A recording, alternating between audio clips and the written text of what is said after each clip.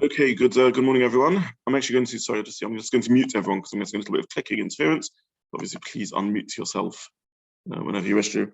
Okay, I think we finished looking at Rashi, Tosfos, and the different views around that about the imnos nuah meboid yom mutar.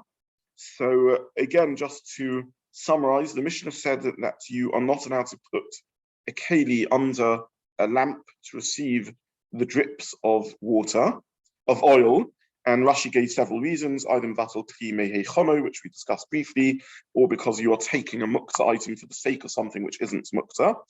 The Mishnah then concludes that you can put the receptacle before Shabbos, and we had a discussion about how lechatchila b'diavad that is, but it says ve'ein niyusin mimenu lifi she'einu min hamuchan. You cannot benefit from the oil droplets because they are eino min hamuchan, they are not muchan, they are not prepared, which is a synonym with their Muktza. Muktza means not prepared. That's the translation of Muktza. So what I want to do now is learn Tosfos together and really highlight two things really in Tosfos, which are important in terms of Hilchos Muktza. So the ein niyosan mimenu lefi she'einu min hamuchan. Let's read Tosfos inside. I've been asked to do a little bit more reading inside sometimes, so let's read the Tosfos inside because it's quite a tricky Tosfos. One's not allowed to benefit from it because the oil is not min hamuchan. Rabbi Shimon says Tosfos that the one ought to establish this Mishnah like Rabbi Shimon. In other words, it appears to Tosfos that the most correct reading, the most reasonable reading of the Mishnah is that this is a Mishnah that follows Rabbi Shimon. Now, this introduces us to one of the very significant arguments through Hilchos Shabbos, which is Machlokas Rabbi Shimon and Rabbi Yehuda about Muktza. And it's one of these lines where the Gemara makes like a general statement that Rabbi Shimon holds there is no Muktza and Rabbi Yehuda holds there is Muktza. By the time you break down the Machlokas with all the exceptions, what sounds like a massive Machlokas turns out to be a very machlokas over details. What we would really say is, if you think of a spectrum, Rabbi Shimon is more inclined to minimize Muktza, Rabbi Yehuda is more inclined to maximize Muktza. That's the better way of saying the machlokas. So here Tosfos is saying that this Mishnah, which says that you can't benefit from it, would appear to be more of a Rabbi Shimon type view than Rabbi Yehuda type view. Why? Rabbi Shimon, the Mati, Mosar Shemen Shebeneh. This appears to be like Rabbi Shimon, who is mati, the leftover oil in the lamp. So let's just work this through. You have a lamp, you light the lamp is burning on Shabbos. While the lamp is burning on Shabbos, there's all sorts of good reasons why the oil should be Muktza, including if you help yourself to the oil. We already saw in the previous year that has elements, or perhaps is literally the melachot of machaber, because you're removing fuel from the flame. So while the lamp is burning, you can't remove the fuel, and therefore it would appear reasonable to say it is Muktza. However, what about the leftover shemen? What about the leftover oil in the lamp? So here Rabbi Shimon says the leftover oil in the lamp is Muktza, because once the lamp is no longer burning and there's leftover oil, there's nothing that means you shouldn't be able to use the oil. Therefore, Mosar Shemen Shebeneh is not Muktza. This is Rabbi Shimon, the Shatosoi, who doesn't hold of Muktza, or more accurately limits Muktza, and therefore the leftover oil, even though while the lamp was burning was Muktza, the leftover oil is Mutter. So says Tosfos, our Mishnah reads better like Rabbi Shimon rather than like Rabbi Yehuda. Let's carry on and see why. The ein niyusam the katoni hacha, that you're not allowed to benefit, which we learn in our Mishnah. Hanu kol zaman shadonik. This is the whole time while it's burning. The Muktza machmas mitzvah moed Rabbi Shimon. Because Rabbi Shimon agrees that with Muktza machmas mitzvah there is Muktza. So I already mentioned that even though Rabbi Shimon doesn't hold of Muktza, he holds of many forms of Muktza, including Muktza machmas mitzvah. So what Tosfos is going to say outside, before we read Tosfos further, is as follows. And I'm reading Tosfos like the Marsha, and I printed the Marsha in the source sheet. Tosfos is bothered by why does the Mishnah say ein niyusan mimenu? You're not allowed to benefit from the oil. Why doesn't Tosfos say that the oil is Muktza? You're not allowed to do anything with it. Tosfos' answer to the question is this is going like Rabbi Shimon, who holds of a much more restricted type of Muktza. If you hold like Rabbi Yehuda, there would be two degrees of Muktza beyond how Tosfos thinks the Mishnah should be read. Degree number one is the Mishnah wouldn't just say that the oil, you can't benefit from the oil. It would say the oil is muktza, you can't move it either. Restriction number 2 is that the muktza would apply even once the flame has burnt out. However, Tosfos argues that this Mishnah should be read like Rabbi Shimon, which is you can't benefit from the oil, but you can move the oil, it's not muktza. And since you can benefit from the oil, since this Mishnah is Rabbi Shimon, the halacha can only apply while the oil is burning, not once the oil has, while the lamp, is burning, not once the lamp has stopped burning. Why do you not have to worry once the lamp has stopped burning? Because Rabbi Shimon only agrees to Muktza machmas mitzvah. The lamp is burning, it's lighting your house, it's covered Shabbos, therefore it's Muktza. However, once the lamp light goes out, why on earth should the oil be Muktza? The light is out, therefore it's not Muktza. Then Tosfos adds in another layer of reasoning, which is we can't be talking about the light in the lamp itself, the oil in the lamp itself, because then it would be forbidden to remove, because you're extinguishing the lamp by removing it, you're reducing the fuel supply in the lamp, and therefore everyone would agree that's asa. We must be talking about detached oils, such as the oil that has spluttered out of the lamp, the drops of oil that have fallen off the lamp, and therefore since the drops of oil have fallen off the lamp, removing them wouldn't diminish it wouldn't be mechaber, nonetheless it would be muktza. Which sort of muktza? Well, the Mishnah only says you can't benefit, it doesn't say you can't move. Since the Mishnah only says you can't benefit, it doesn't say you can't move, it must be Rabbi Shimon, and therefore it must only apply while the lamp is burning, but not while the lamp is out. This is how the Mashal reads Tosfos. Is everyone clear? Is this how everyone read Tosfos on the outside? Does this fit? Okay, let's read Tosfos inside, and then I'll try and analyze this a little bit further. Let's read Tosfos quickly then. Sorry, I didn't check. Are those online? Was this how people read? Yeah, excellent. Okay. Says Tosfos, the Muktza machmas mitzvah moed Rabbi Shimon, the Omar b'Gemara kaman. Ein Muktza Rabbi Shimon ela shemen shebenar b'shashu dolik. Rabbi Shimon only holds a Muktza with oil in the lamp while it's burning. However, it's also Muktza the surah. Since it's dedicated for the mitzvah, therefore it's also Muktza more generally. V'lo shebenar mamish, you can't be talking about the oil in the lamp itself. Kahama, Tahi also belafach, because this is anyway also mishum mechaber, because of mechaber, because of beits, etc. Hamistapik men and chayiv mishum mechaber. Ella, but koloma, it means to say shemen amatzhafteif min haneh, oil which drips out of the lamp. Tiltul just movement you can't ask because of hooks and mitzvaso. But also the taltalo, it's only forbidden to move it. Mishum denasa bosses of dava also, and the lamp itself is because it's a bosses of dava also, because the lamp is subsumed. Is the base upon which the flame of the lamp sits, and the flame of the lamp is Muktza, and therefore the lamp itself is the bosses, the foundational resting place of the flame. Because I'm reading so quick, and as we said at the end of the Perek,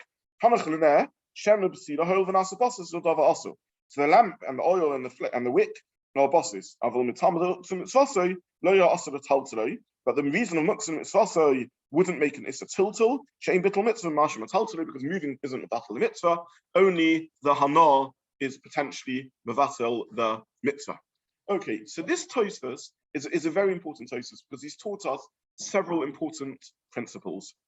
The first principle Tosfos taught us has told us about is introducing us to a piece of general knowledge that there is a machlokas Rabbi Shimon and we heard about the parameters of Muktza. And even though we will see later there's a misleading terminology that Rabbi Shimon doesn't hold of Muktza, what it really means is he holds of a much more limited form of Muktza, but says Tosfos he agrees to Muktza the mitzvah. So this is the first point that we get from Tosfos. The second point we get from Tosfos is what I said last year, that we are trained to think of Muktza as being something about the object, something either is or isn't Muktza. More accurately, we should think about Muktza as being about the functionality of the object. Because here we see a type of Muktza which says it's Muktza, therefore you can't use it, but it doesn't say it's Muktza, therefore you can't move it. So there is Muktza, which is tiltul. That's how we normally think of Muktza, as I can't move objects. But within there, Tosfos tells us it's a different sort of Muktza. It's a Muktza which I can't benefit from the oil. So this is a type of Muktza. And again, I can't emphasize this enough. Again and again, we're going to see in Hilchos Muktza that an object isn't always, sometimes you have an object which is Muktza, completely on, off, all or nothing. But on many other occasions, we have objects which are Muktza with respect to certain functions. So we saw this idea that even a Muktza object can be Muktza with respect to functionality of doing something with it for the sake of a Muktza item. The use of the object for a Muktza item is restricted.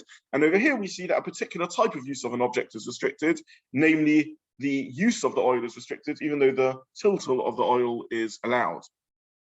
The third point you see in Tosfos is that there's a somewhat of a paradoxical outcome to this.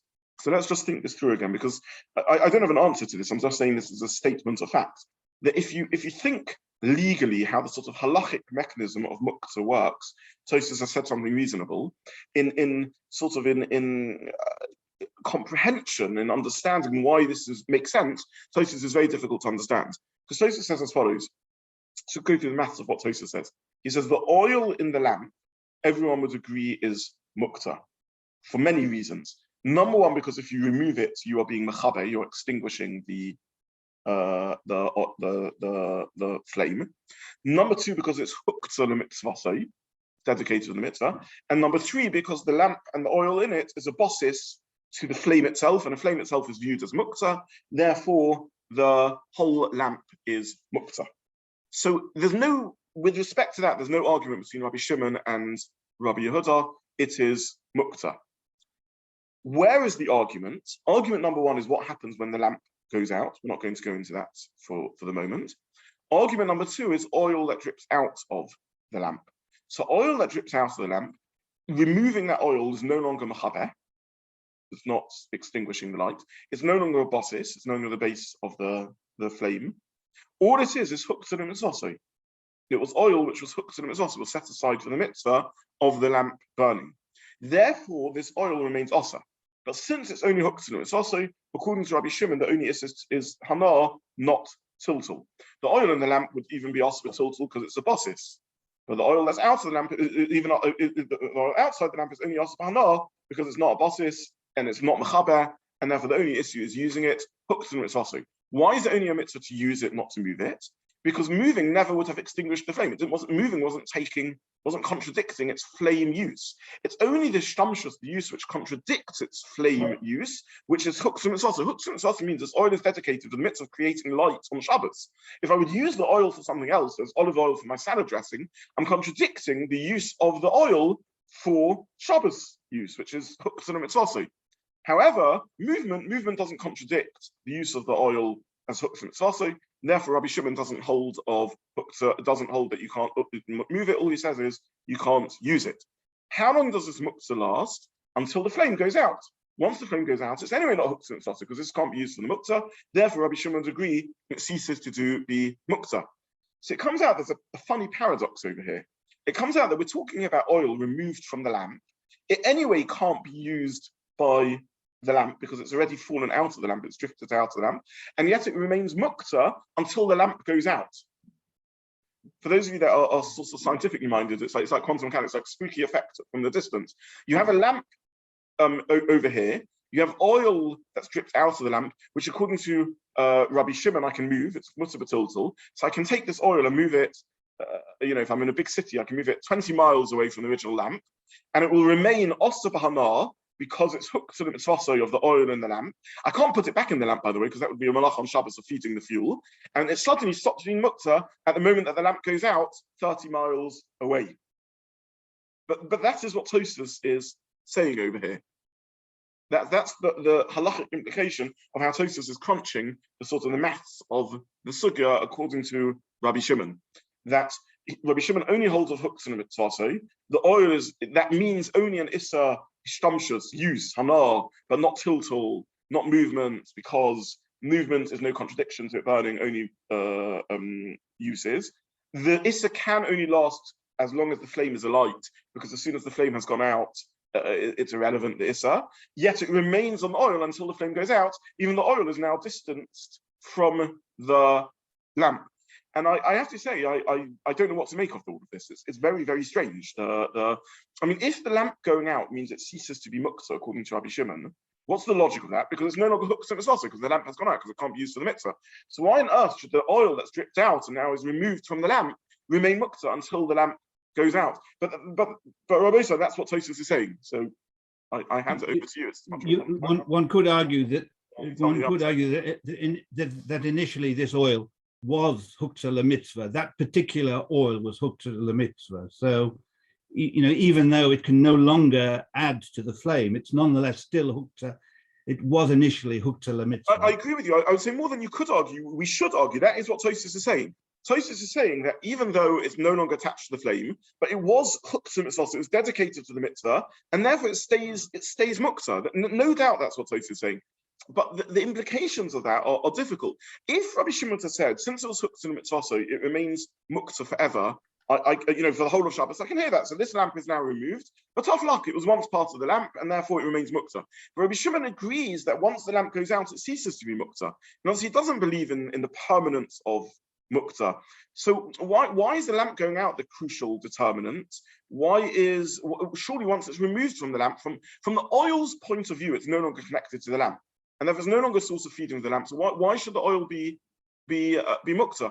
The truth is, this isn't my own question. This is discussed on Tosfos, widely discussed on Tosfos, and I'm not even going to share with you. There's a wide array of attempts to find out what forced Tosfos into this paradoxical conclusion. And to understand all these attempts, we'd have to go into the nitty-gritty of other sukkahs that we're not learning now, and as it is, we're all feeling overwhelmed by Muktza. So I'm not interested in the proof.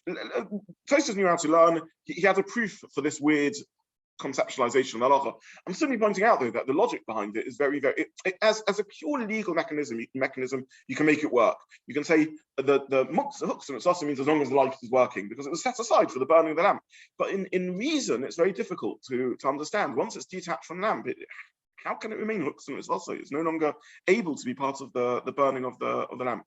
May I ask for another clarification, please? Yes, I'm just going to get someone live to ask, and then I'll come back to people. Someone does start live, and then I'll come back to you. Probably who would take both oil in the lamp and oil that drips is Muktza. Yes, And off. That's correct. So Rabbi Huda, I understand. Rabbi Huda holds the Muktza stays. Yeah. But you still have the same question of Yehuda once the light is gone out. Why is he? So the reason I'm not bothered in Rabbi Huda is because this is how Rabbi Huda conceptualizes Muktza. He says something which is specified for a non-Shabbos use, a removal of use on Shabbos, or it's not muchon, remains Muktza. And we're sort of quite familiar with that, by the way. You can't change your status, yeah. It's the whole logic of Muktza is that it wasn't, it's set aside for something else, or wasn't set aside for Shabbos. All Muktza is a sort of desire to change status on Shabbos, and that's exactly what you're not allowed to do. So Shabbos comes in, and a stone in your garden is Muktza because it's useless. Now, in the middle of Shabbos, it suddenly occurs to you that stone would be very useful as a door stopper or to crack open a nut or whatever, and it remains Muktza. Why?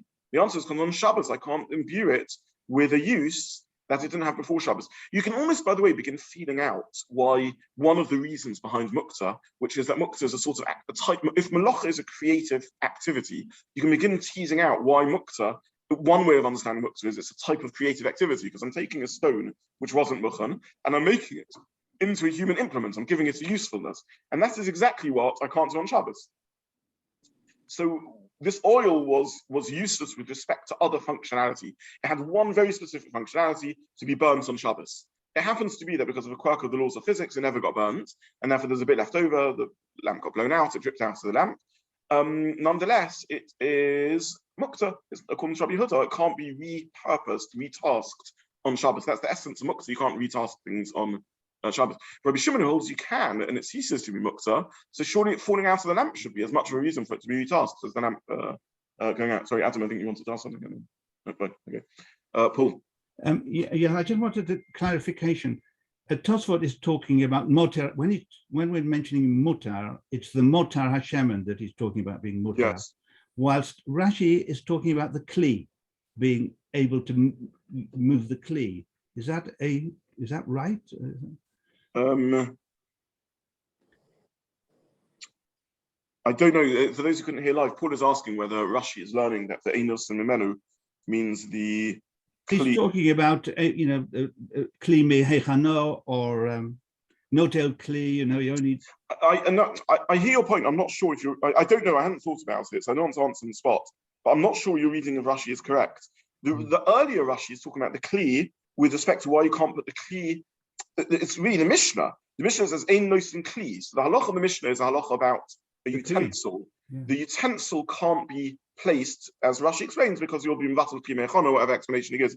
But by the time we get to the ends of the Mishnah, the ein yosin mimenu. Well, maybe it's to do with it. Maybe I was thinking maybe Rashi is understanding that as the kli as well.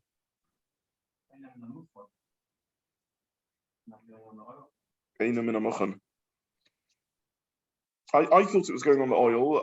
I hadn't thought about the possibility of going on the kli, so I don't want to comment on the spot. But yeah, it doesn't. The plural probably implies No, no. Singular Nehenin is simply the plural of people. Yeah. Niyosin is the nehenin is the plural, but the object being discussed is einoi from it, from it. Yeah, shaman would be singular. Yeah, it's not proof either way, but I'm saying there's no evidence either way. I assumed it meant the oil because the oil is. I mean, I can see Tosfot assumes that. Yeah, and I didn't see in Rashi a difference to that because Rashi is just commenting on the Mishnah. The Mishnah starts about talking about Kli, and Rashi explains the Mishnah. But whether there's a possible reading in the Mishnah that is talking about the Kli, I don't know. Yeah. Sorry, Eliyahu, I think you want to ask something. Yes, just going back on the difficulty of the oil being muktza until the lamp goes out, even though it's in the plate. Yeah. So Hillel was suggesting, based on something we were discussing, if you have wet laundry as Shabbos comes in, and you know absolutely that it's boiling hot and it's going to be dry Shabbos morning, I think the halacha is that you can use that on Shabbos morning because it was out of your mind until exactly the time it was going to be dry. Now, in this case, the oil dripping out of the lamp is random, exactly what's going to drip out, what isn't going to drip out. But you could say Rabbizobin says it's muktza until the time you know it's going to be available. Okay, so excellent. I hadn't planned to go into this, but I'll just fill everyone in on this because this is an important point. One of the consequences of this definition of Muktza, which is that Eino min hamuchan, means when Shabbos came in no way was it available for other uses, either because it wasn't muchan at all, like a stone, or because it was dedicated for a particular task, like oil to be burned. One of the consequences of this is that if I know that inevitably by 9 o'clock Shabbos morning, this will become useful again, it wouldn't be Muktza, because it was all along set aside or specified to become re-available again at some point. So even though the start of Shabbos, according to Rabbi Yehuda, determines the long-term status of this object, nonetheless, if inevitably at the start of Shabbos, it was always going to become available and get a new use at some point on Shabbos, then at that point in time, this might not be considered a new usefulness, and therefore it wouldn't be Muktza. In halachic terminology, this is known as gomro b'dei adam, where the end time of the unavailability of the object is either in the hands of humans or workable out by humans. So I can know for sure that it will become available at some later point in Shabbos. So an example of this would be that wet clothing is Muktza. Wet clothing hung up outdoors, normally we would assume would remain Muktza for the whole of Shabbos, even if it happens to dry at some point on Shabbos, because I don't know how fast it will dry outdoors and there's a possibility of rain and so on and so forth. However, if I have wet clothing on the radiator in my house and it's not that wet at the start of Shabbos, and therefore I know I can be absolutely confident that 3-4 hours into Shabbos it will have dried up. And this would be gomro b'dei adam. I know at which point, I know that at some point in the next few hours it will become available, and therefore this would cease to be Muktza at the point that the clothing becomes wearable. So there could be other reasons. So let's say you leave it on let's say you leave it on the radiator from before Shabbos to avoid any Halacha questions. I know it's going to finish off, and therefore it would be okay. So it might be Muktza while it's wet, but then cease to be Muktza afterwards. Yeah, if it's unwearably wet, then it would be Muktza while it's wet, and yet cease to be Muktza because of gomro b'dei adam. Now, again, we're not going to go further into this than just sharing that information, and exactly how Rabbi Shimon and Rabbi Yehuda view both of these svaras. But what Eliyahu is suggesting in the name of Hillel is that maybe what this halacha means is, the reason why there's a logic that once the candle goes out, any extra oil should be mutter, is because it was always specified for the occasion of the oil of the fire going out, when the laws of physics dictated that all the oil would be, let's say, used up and the oil would splatter out, or the wick would be too short and therefore there'd be remains of oil left over that would never be burnt. Why should that be Muktza? Because I always knew it would then become re-available for, maybe I was relying on Shabbos morning, I'll use the leftover oil for my salad because I know the lamp will be out by then. The problem is that it's not what it says here. It doesn't say at the point in which I know the lamp was anyway always going to go out, it ceases to become Muktza. It says at the point that the lamp goes out, it ceases to become Muktza. It ceases, to be Muktza. So even if the lamp went out early, it got blown out by a gust of winds, or something unexpected happened, the same thing occurs. And by the way, this oil that's dripping out of the lamp is exactly that. It isn't Gomer b'Yodam. It isn't expected. The Mishnah, the Gemara, in fact, tells us that this is called Eino Matsuya. It's not a super common event that occurs. If you build your lamp properly, it shouldn't splutter oil out of it. By the way, just so we understand the Matsuyas, the reason this happens is old lamps, what they used to do is they used to have a picture like an old lantern, and the wick wasn't held up like our modern Hanukkah candle wick with a tube in the middle. The wick was literally hanging over the edge, like the lip of the container in which the oil was. And therefore, if you positioned it badly, what happens is the oil gets drawn up the wick and is burned. And it happens through a process called osmotic pressure. So basically, because at the top of the wick, there's flame, which is consuming the oil, the top of the wick gets emptied, and therefore new oil gets drawn up against gravity up the wick. If you angle your wick wrongly, by the way, I sound as if I'm an expert on this. I'm not. I simply used Google's because I was puzzled by what was going on in the Gemara. I should say it was Shem Omri. This is in the name of Rabbi Dr. Professor Google, who teaches us everything we know about anything nowadays. If you angle the wick, you can find YouTube clips which tell you how to make lamps, old-fashioned lamps. So if you angle the wick wrongly, what happens is some of the oil that's drawn up will drip down out of the wick onto the ground underneath, because it rather than it all being burnt, the top of the wick is burning, and it's too high up the wick, and lower down is being drawn up by osmotic pressure, and then gravity takes its way and it just falls out of the lip. So this isn't something that is planned. The oil shouldn't have been left over, and therefore this can't be the Gomer b'nei Adam of the inevitable oil that's dripping, because this is something that shouldn't have happened and wasn't planned to have happened, and is Eino Matsuya, and so on and so forth. And in addition, that Tosfos doesn't say that. He doesn't say at the point at which it was always meant to go out. He says the point that it goes out. So Eliyahu and Hillel, your point is well taken, and it is a halachic principle that I was planning to talk about, not now, but in a future shiur, and we will get back to it. But for now, I don't think it resolves our question. So we'll stop here for today. Next shiur, we will move into the Gemara. I think for now we've done enough in the Mishnah, and we'll move into the Gemara, and we'll begin looking at Rav Chisda and a four-way machlokas to show him how to understand Rav Chisda's point. Shkoyach. Okay, thank you. Thank you very much. Thank you.